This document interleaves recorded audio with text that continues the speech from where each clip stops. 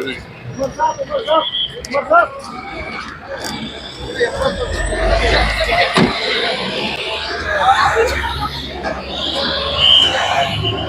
हो गया, वो तो निकल गया। The administration and all other stakeholders will work together to handle the challenges before us for a better and prosperous society. My government is committed to decision making that will be marked with transparency and accountability for ensuring efficient and effective use of resources with justification. This policy will be applied rigorously by my government to ensure integrity in public life. Any inefficient use or misallocation of resources will be re-examined and necessary course correction will be undertaken to ensure that the benefits of every penny are fully harnessed by the people of Jammu and Kashmir. My government will invest in building capacities of the youth for their gainful employment and will also foster their entrepreneurial capacities. The expectations of the people for improved living facilities like roads, public transportation, electricity, drinking water, sanitation, schools, healthcare facilities, healthy and congenial environment, internet connectivity, etc., which enable them to lead a happy life. आज का session जो था, आज का agenda जो था, business जो था, वो सिर्फ ऑनरेबल एलजी साहब का एड्रेस जो था उसके लिए था। इसी एड्रेस के तहत महदूद था। और फर्स्ट जो हमारा एजेंडा था वो हमारा स्पीकर का था, जो जम्मू कश्मीर की असेंबली के कल ऑबिचुरी का है। वेंसडे से जो एलजी साहब का एड्रेस था उस पर जो पॉलिटिकल बहस है उस पर स्टार्ट होगी। विलन हीरो नहीं बन सकता। शायद पीडीपी ये भूल चुकी है कि जिस पॉलिटिकल टर्माइल से जम्मू कश्मीर गुजर रहा है ये उन्हीं की देन है। किस चीज़ के हीरो बने हैं वो? शायद आप लोग उनको हीरो बना रहे हैं। आज की डेट में जो उन्होंने 370 की बात की, आज के दिन का वो एजेंडा है ही नहीं। अब गैर वक्त पे वो बात की जा सकती है जो कहीं पर रिकॉर्ड नहीं होगी। दो चीज़ें हैं, इधर you have to play for the people, इधर you have to play for the gallery. Gallery के लिए आपको प्ले करना है, आप जिस भी टाइम जो बात बोलेंगे तो बोल सकते हैं, लेकिन बात करने का मुद्दा मकसद तब होना चाहिए जहाँ पे वो बात कहीं पर रिकॉर्ड जो है ये रिकॉर्ड होगी और उस बात पे किसी प्लेटफॉर्म पे या असेंबली के ऐवान में बहस होगी। आज के दिन पहले दिन ये एजेंडा में नहीं था, बिजनेस रूल्स के खिलाफ था। उन्होंने ये बात जो की है सिर्फ ड्रामेबाजी के लिए की है और किसी चीज़ के लिए नहीं की है।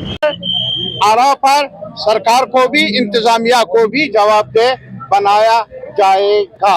हर सवाल पर बहस होगी, बात होगी, कोई कदगन नहीं है। लेकिन क्या आज करना है वो आज करेंगे, क्या कल करना है उसका इंतजार भी कीजिए। बहुत अच्छा रहा और आज पर सिर्फ अवाम को मैं मुबारकबाद देना चाहता हूँ।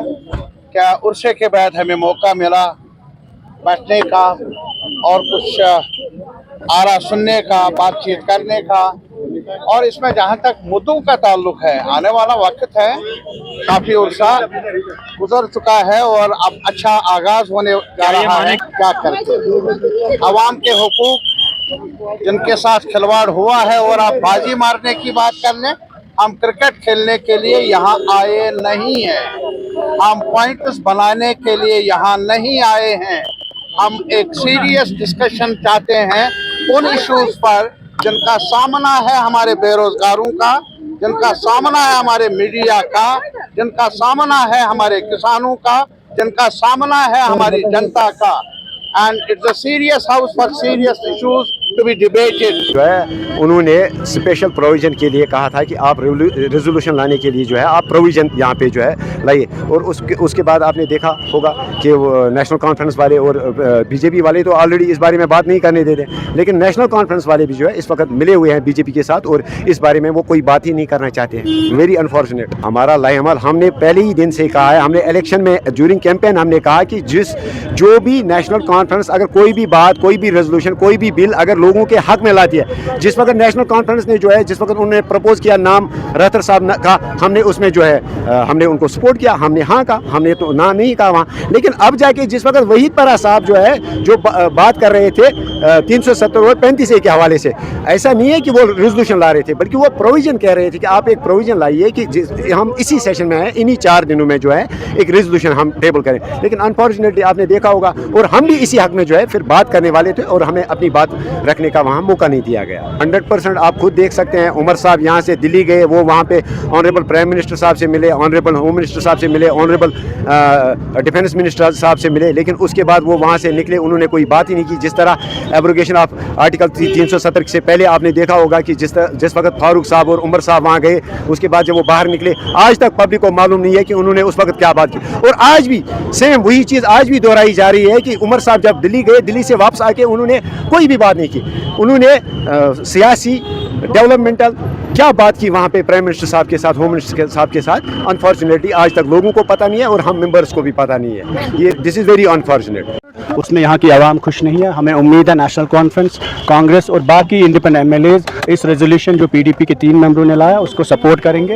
And we want Jammu and Kashmir status to be restored in its pristine form, original form as it was with article 370 की कोई भी अमेंडमेंट्स हमें एक्सेप्टेबल नहीं है। हमें उम्मीद है उमर साहब इस रेजोल्यूशन को सपोर्ट करेंगे। We are surprised that he has changed the stance on article 370 and जो एलजी साहब ने बात की स्टेटहुड की, जो होम मिनिस्टर साहब ने स्टेटहुड की बात की, वही बात उमर साहब ने अपने रेजोल्यूशन में बात की स्टेटहुड की। तो मैं उनको याद दिलाना चाहता हूँ कि इलेक्शन में उन्होंने घर घर जाके ये वादा किया कि अगर आप हमें वोट नहीं देंगे, एब्सोल्यूट मेजॉरिटी नहीं देंगे, तो 370 के खिलाफ जो हुआ वो रेजोल्यूशन पास होगा और बीजेपी उसमें कामयाब होगी। Now that we have bought a resolution against BJP, they are still opposing us, they are not supporting us, ताकि हम तो खुद परेशान है कि उमर अब्दुल्ला साहब के वादे पर हमने रेजोल्यूशन लाया, उनकी पॉलिटिक्स पे रेजोल्यूशन लाया, नेशनल कॉन्फ्रेंस के एजेंडे पे रेजोल्यूशन लाया और 370 को रिस्टोर करने के लिए रेजोल्यूशन लाया। इस रेजोल्यूशन का सपोर्ट उमर साहब क्यों नहीं कर रहे हैं? ये सवाल उमर साहब को पूछे। चाहे सड़क पे लाया, असेंबली में लाया, कैमरा पे लाया या छुप के लाया।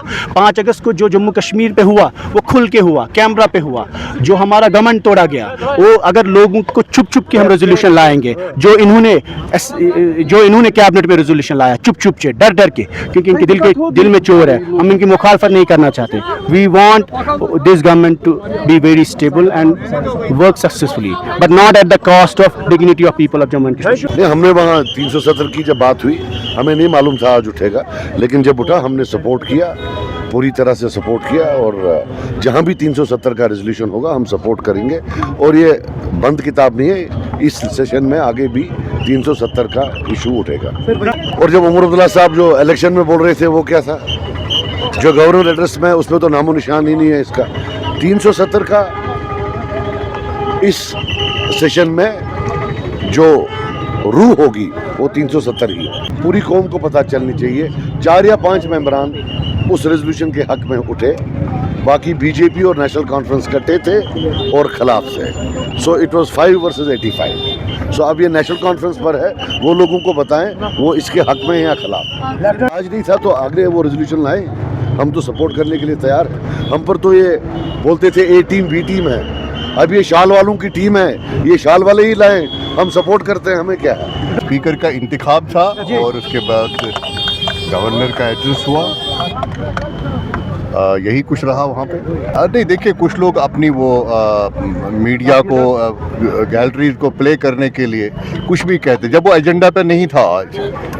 However we are committed, national conference का एजेंडा है, नेशनल कॉन्फ्रेंस ही 370 ऑटोनॉमी वगैरह। देखिए 370 ही नहीं, आप ये क्यों भूल जाते हैं कि अभी स्टेट का सबसे बड़ा इशू है, हमें स्टेट को रेस्टोर कराना है। आप 370 पे मत अपने गोल पोस्ट फिक्स करिए। हम कहते हैं ऑटोनॉमी जो हमने पास किया है, रेजोल्यूशन पास किया, we are committed to the autonomy. क्यों नहीं हो रही है? आप कल भी देखिए जो मोशन ऑफ थैंक्स पे बोलेंगे, हम बोलेंगे इंशाल्लाह, वो तो होना है। 370 हमें रेस्टोर करवाना है। आपको ज़रा आप पूछिए 2014 में क्या हुआ था, किन्होंने यहाँ आरएसएस और बीजेपी के साथ मिलकर सरकार बनाई, किन्होंने 370 का बेड़ा यहाँ पे निकाला, किन्होंने उसका जनाजा यहाँ पे पढ़वाया। आज वो पता नहीं कैसे उल्टा चोर कोतवाल को डांटे वाली बात हो गई है। क्यों नहीं चाहते? वो तो हमारा कोर एजेंडा है, वो तो कोर एजेंडा है। अब ये गैलरीज को प्ले करने के लिए अपनी खोई हुई साख्त को बहाल करने के लिए बात कर रहे हैं। आपसे सवाल पूछता हूँ, 370 की बात, स्पेशल स्टेटस की बात, ऑटोनॉमी की बात यहाँ पे 70 सालों से कौन कर रहा है? कौन कर, आपसे पूछ रहा हूँ। क्या पीडीपी कर रही है? ये नेशनल कॉन्फ्रेंस का एजेंडा है। रेजोल्यूशन किन्होंने पास करवाया 99 में? नेशनल कॉन्फ्रेंस ने करवाया। तब तो ये कहते थे रास्ता एक ही है। आज तो एजेंडा ही नहीं था, आज तो बात ही नहीं थी। साहब को इलेक्ट किया गया स्पीकर और गवर्नर साहब का एड्रेस हो गया। मैं सीएम साहब को मुबारकबाद देता हूँ गवर्नर एड्रेस पे। उसमें सभी बातें वो है जो हमारा एजेंडा था, जो हमारा मैनिफेस्टो था। बहुत ही उम्दा जो गवर्नर साहब का एड्रेस था, जो उन्होंने अपने सरकार के 5 साल के प्रोग्राम्स बताए।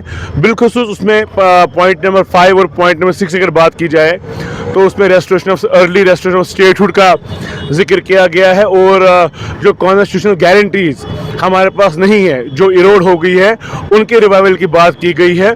तो बाय एंड लार्ज ये बहुत बड़ी विन विन सिचुएशन है सरकार के लिए। जो एलजी साहब ने आज अपने एड्रेस में कहा, उन्होंने ये एतराफ़ किया कि ये लोगों का मैंडेट है और लोगों के मैंडेट यही है कि यहाँ स्टेटहुड रेस्टोर होना चाहिए और जो बाकी प्रॉब्लम्स है बिजली पानी को लेके, उन पे हमें काम करना है और बेस्ट पॉसिबल सर्विस देनी है लोगों को। देखिए, वो सभी जीरो लोगों ने उनको अपनी जगह दिखाई है, वो हीरो बनना चाहते हैं। उनको पता है 3 मेंबर कोई रेजोल्यूशन पास कर नहीं सकते हैं। उन्होंने एक मीडिया हाइप क्रिएट करने की कोशिश की है आउट ऑफ नथिंग। लेकिन हमें पता है ये रेजोल्यूशन कब लाना है, इसको पास कब करना है, ये हम बेहतर जानते हैं।